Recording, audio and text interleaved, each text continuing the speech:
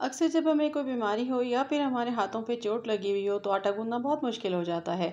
आज मैं आपको बताऊंगी सिर्फ एक मैशर की मदद से आप किस तरीके से आटा गूंद सकते हैं बआसानी। रोटियां बनाएंगे हम रोटी मेकर में, लेकिन बगैर बिजली का इस्तेमाल किए ढेरों ढेर रोटियां तैयार। इसी तरह से छोटे छोटे से जुगाड़ हैं जिस पे अमल करके हम अपनी लाइफ को ईजी बनाएंगे। बिस्मिल्लाहिर्रहमानिर्रहीम, अस्सलाम वालेकुम। कैसे हैं आप सब? उम्मीद करती हूँ खैरियत से होंगे। स्टार्ट करते हैं वीडियो को टिप नंबर 1 से।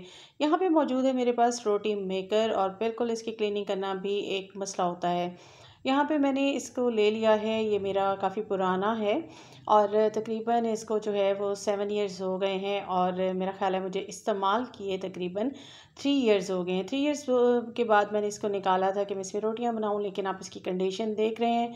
ज़ाहिर सी बात है, चीज़ पड़ी पड़ी भी जो है वो मैली हो जाती है और उस पर गर्द जम जाती है। तो यहाँ पे मैंने ले लिया है जूना, और इसको मैंने जस्ट जो है ना क्या किया है कि इसको गीला कर लिया, और इस पर जो इसके स्टील के पार्ट हैं और बाहर के पार्ट है ना, इस पर तो मैं इसको रब करूँगी बिल्कुल इसकी मदद से। जो अंदर का पार्ट है ना, उसको मैं बिल्कुल इस पर ये जूना नहीं लगाऊंगी, और क्योंकि वो इस किस्म की प्लेट होती है कि उस पर हम जो है जस्ट स्पंज से जो क्लीनिंग करेंगे। अब जो इसकी बिजली वाला पार्ट है, इस पे भी मैं चूना नहीं लगाऊंगी। और उसके बाद इसके सारी साइडों पे आपने मट्टी वगैरह, इसकी कंडीशन आपने देख ही ली थी। तो इसको मैं बहुत आराम से क्लीनिंग कर लूँगी, और उसके बाद मैंने क्या करना है कि जो बिजली वाला पार्ट है उस पर भी गीला कपड़ा मैंने लगाया, और इसी तरह से मैंने हल्का हल्का अंदर पानी लगाते हुए अपने हाथों को और इसको नीट कर लिया।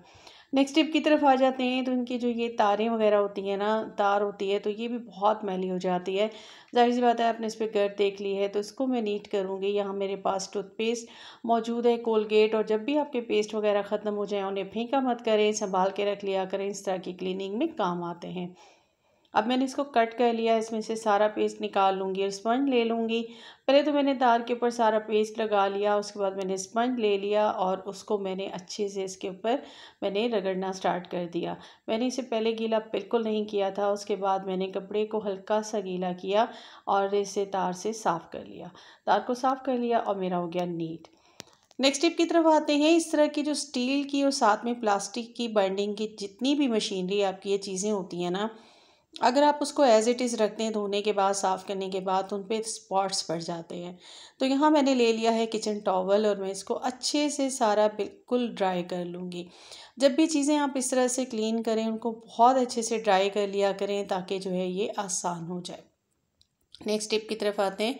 हमारी ये जो तारें होती हैं ना इन मशीनरीज़ की, इनको हम जिस तरह भी बाइंड करके रख दें, और मैंने इसको इसके हैंडल के अंदर कर दिया था, लेकिन उसके बावजूद ये फिसल फिसल के गिर रही थी। हमारे पास होती हैं इस तरह की चूड़ियाँ, तो ये जो है मेरे पास एक कड़ा मौजूद था, फैंसी सा था, तो इसको मैंने यहाँ पे ले लिया, स्टील का ये है। तो इसको मैं यहाँ पे ना ग्लू की मदद से स्टिक कर लूँगी एक साइड पे, कहीं भी आप लगा सकते हैं। अब मैं इसको यहाँ पे अच्छे से स्टिक कर लूँगी, और ये मेरा बिल्कुल यहाँ पे सेट हो जाएगा। अब मैं तार को बाइंड करूँगी और फिर मैं इसके हैंडल में से गुजार के सारी तार को हैंडल में कर लूँगी। और ज़्यादा तंग करता है हमें इसका स्विच, क्योंकि स्विच अगर हम इसको ऊपर की तरफ लगाएं तो वो फ़ौरन ही निकल आता है। अगर हम इस तार को इसके अंदर यूँ करें तो हमारा जो है ये चूड़ी टूट निकल जाएगी। तो मैंने इसको हैंडल में किया, और उसके बाद जो इसका तार था, इसका जो ये स्विच था, इसको मैंने इसके अंदर इस तरह से फिक्स कर दिया। देखिए ज़बरदस्त तरीके से आपका ये बिल्कुल सेट हो गया। अब ये फैलेगा भी नहीं, गिरेगा भी नहीं, और ज़बरदस्त आपका नीट एंड क्लीन रहेगा। नेक्स्ट आइडिया की तरफ आ जाते हैं। तो इनको जब हम इस तरह से खुला छोड़ते हैं ना, तो जो अभी आपने कंडीशन देखी थी सेम ऐसे हो जाती है। तो हमारे ना इस तरह से शॉपिंग के बैग्स आते हैं जब हम कोई भी चीज़ लेकर आएँ। तो यहाँ पे मेरे पास ये ब्रेड के अंदर आया था, और ये बहुत फाइन से होते हैं। तो मैंने इसके अंदर इसको डाल दिया, और उसके एक हैंडल को मैंने इसकी इस हैंडल में से गुजार दिया, फिर दूसरे हैंडल को उसके ऊपर। अब ये देखिए बिल्कुल फिक्स हो गया, कोई भी जगह छूटी भी नहीं है। अब इसमें मिट्टी बिल्कुल नहीं जाएगी, और ये नीट एंड क्लीन हो गया। अब उठा के आप इसको कभी कहीं भी रख दें, जब यूज़ करना हो निकाल लें और फिर वापस रख दें। नेक्स्ट आइडिया की तरफ आ जाते हैं। चाय की पत्ती के इस तरह के पैकेट्स होते हैं, आप फेंक देते हैं, कट करके इनको रख दें। जब आटा वगैरह गूंदें या कोई भी फिलिंग करें बॉक्सेस में, तो आप इनको यूज़ कर सकते हैं। नेक्स्ट आइडिया की तरफ आ जाते हैं। तो यहाँ पे बिल्कुल जी मैं आटा गूंदने वाली थी, लेकिन मैं आपको बताऊँ, मुझे चिकन पॉक्स निकले थे। आज 11 डे हो गए हैं, और अब ये ख़त्म तो हो गए हैं, लेकिन ज़ाहिर है अभी हल्के हल्के दाने हैं और स्पॉट्स हैं। तो मेरे लिए ज़रा मुश्किल था कि डेली ही बाज़ार से रोटी लाना, और ज़ाहिर सी बात है तंग आ जाता है इंसान जो वैसे भी घर की खाता हो। तो हाथों को भी इस्तेमाल नहीं करना और मेरी बेटी को आटा सही से नहीं गूँथना आता। तो मैंने सोचा कि चलें आज आपके साथ टिप्पे शेयर कर लेते हैं। इस तरह के मैंने देखे हैं, बिल्कुल काफ़ी जो है टूल आ रहे हैं आटा गूँथने के, दराज पे काफ़ी पड़े हुए हैं। वो हाफ बस ये होता है कि एक साइड से थोड़ा-सा ओपन होता है। तो मैंने ले लिया मैशर और मुझे ये बिल्कुल उस तरह का टूल लगा। मैंने सोचा कि महँगा टूल लेने से बेहतर है टिप भी शेयर करते हैं और इसका इस्तेमाल भी करते हैं। तो यहाँ मैंने सबसे पहले तो ले लिया कप, ताकि मेरे हाथ भी बिल्कुल पानी में ना जाएँ और ना लगें। तो मैंने यहाँ पे बग़ैर हाथ लगाए आटा गूँथना है और साथ-साथ मैं थोड़ा-थोड़ा पानी डाल के इस मैशर की मदद से इसको मिक्स करती जाऊंगी और जब मैं देखूंगी कि मैशर पे ज़्यादा लग गया है तो छुरी की मदद से मैं मैशर से उतार लूँगी। इस तरह से मैं आटे को पूरा घोल लूँगी और ये आप देख रहे होंगे बिल्कुल आपके सामने ही मैं सारा काम कर रही हूँ। इसमें बिल्कुल मेरा हाथ इस्तेमाल नहीं होगा और ये बहुत ही ज़बरदस्त तरीके से ये टूल वर्क करता है। आपका हाथ बाजू का ज़ख्मी हो जाता है, घर में और कोई नहीं होता तो आपको आटा गूँथना होता है। मुठियाँ देने के लिए मैंने इसको इस तरीके से इसके ऊपर मारा और उसके बाद मैंने इसको इस तरीके से हल्का हल्का गीला करती गई और उसके बाद इसे साइडों से इकट्ठा करती गई। लीजिए जी, मेरा आटा गूँथ के हो गया है तैयार। ना ही मुझे इसमें बहुत ज़्यादा ज़ोर लगाना पड़ा, ना ही बहुत काम करना पड़ा। अब आटा तैयार हो गया, इसे रेस्ट देंगे 15-20 मिनट और उसके बाद आप रोटी बना सकते हैं। आ जाते हैं जी नेक्स्ट टिप की तरफ। आटा तो हमने गूँथ लिया बग़ैर हाथ लगाए, अब रोटी भी बनानी है बग़ैर हाथ लगाए। तो यहाँ पे मैंने सूखा आटा ले लिया और उसके अंदर मैं इसी मैशर की मदद से आटा निकाल लूँगी। बिल्कुल मैंने कोई हाथ नहीं लगाना और आज मैं आपको रोटियाँ भी बना के दिखाऊँगी बग़ैर हाथ लगाए। तो यहाँ मैंने पहले एक ग्लास ले लिया और ग्लास को मैंने थोड़ा-सा जो है सूखे आटे की मदद से मैंने इसको यहाँ पे लगा लिया था और उसके बाद अगर आपके पास स्टील का ग्लास हो तो ज़्यादा ईज़ी हो जाएगा। मेरा मिल नहीं रहा था तो मैंने सोचा चलिए मैं इसी ग्लास से आपको एक ट्रिक बता देती हूँ। तो यहाँ पे मैंने पेड़ा बनाना है तो मैं इसी ग्लास की मदद से इसको मैं फ़ोल्ड करती जाऊँगी और उसके बाद मैं इसको गोल-गोल घुमाऊँगी तो ये मेरा पेड़ा बन के हो जाएगा तैयार। ठीक है जी, ये आपका गोल पेड़ा तैयार हो गया बग़ैर हाथ लगाए। अब आप इसने आपने थोड़ा-सा ज़ाहिर है फैलाते हैं तो आपने थोड़ा-सा इसको बाहर निकालते हुए ग्लास से और आप इसको इस तरह से फैला लेंगे। ठीक है जी, आपका पेड़ा बन के हो गया तैयार। बग़ैर हाथ लगाए आपने पेड़ा भी बना लिया। बनानी है रोटियाँ वो भी बग़ैर हाथ लगाए। तो नेक्स्ट टिप मेरी ये है कि हम इस्तेमाल करेंगे, अगर आपके पास इस तरह से रोटी मेकर है तो आप उसको भी बहुत आसानी से यूज़ कर सकते हैं।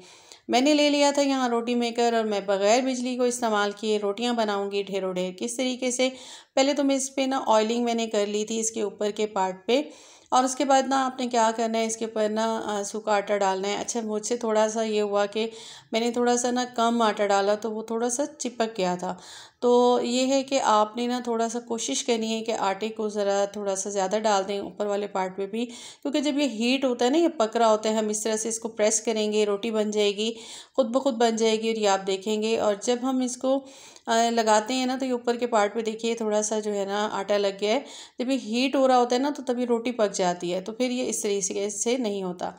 अब मैंने अपनी बेटी को बुला लिया था और उन्होंने रोटी निकाल ली और उसको तवे पे डाल के रोटी बना ली, क्योंकि उनको ज़रा रोटी बनानी सही से नहीं आती तो बेलते हुए उनसे चिपक जाता है। तो मैंने ये ट्रिक निकाली और अब इसको हम कपड़ा गीला कर लेंगे और फ़ौरन ही साफ़ कर लेंगे नेक्स्ट रोटी से पहले, और उसके बाद फिर हम इसमें और रोटियां बनाएंगे ताकि ये जो है ना साथ साथ जो है वो चिपका हुआ हो वो नीट हो जाए। तो यहाँ जी हमने रोटी बना ली है, छोटी सी रोटी है लेकिन देखिए ये रोटी बन के हो गई है तैयार। अगर आप अकेले होते हैं घर में तो इस तरीके से कामों को आसान कर सकते हैं बगैर हाथ लगाए। नेक्स्ट आइडिया की तरफ आते हैं तो मैं आपके साथ शेयर करूंगी कि इस तरह के ना चॉपर होते हैं। तो ये मुझे जो है गिफ्ट आए थे और मैंने सोचा आज मैं आपको इसका यूज़ भी बता दूं। खैर ये काफ़ी पुराने गिफ्ट थे।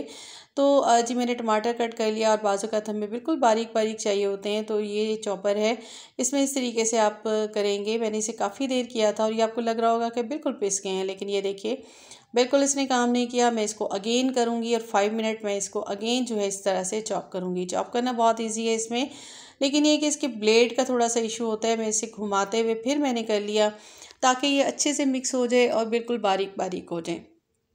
अब मैं आपको इसका रिज़ल्ट दिखाऊंगी कि कितना अच्छा वर्क करता है या नहीं। ये देखिए आपको लग रहा होगा कि जी ये पिस गए हैं, लेकिन ये देखिए ये बिल्कुल इसके बीज तो लैदा हो गए लेकिन बाकी ये सारे का सारा जो है रह गया, तो ये बिल्कुल काम नहीं किया। साइड पे करते हैं। ये जी दूसरा चॉपर है, ये मुझे हस्बैंड ने गिफ्ट किया था, तो मैं आपको बताऊंगी कि ये कितना वर्क करता है। तो ये भी तकरीबन 4 ईयर पुराना ही है और मैंने इसे 1-2 बार यूज़ किया, उसके बाद मैंने इसे रख दिया और अब मैं इसको यूज़ करने वाली हूँ। बिल्कुल यही जो टमाटर थे मैंने इसके अंदर डाल दिए और इसका इस तरीके से मैं इसको फिक्स कर दूँगी।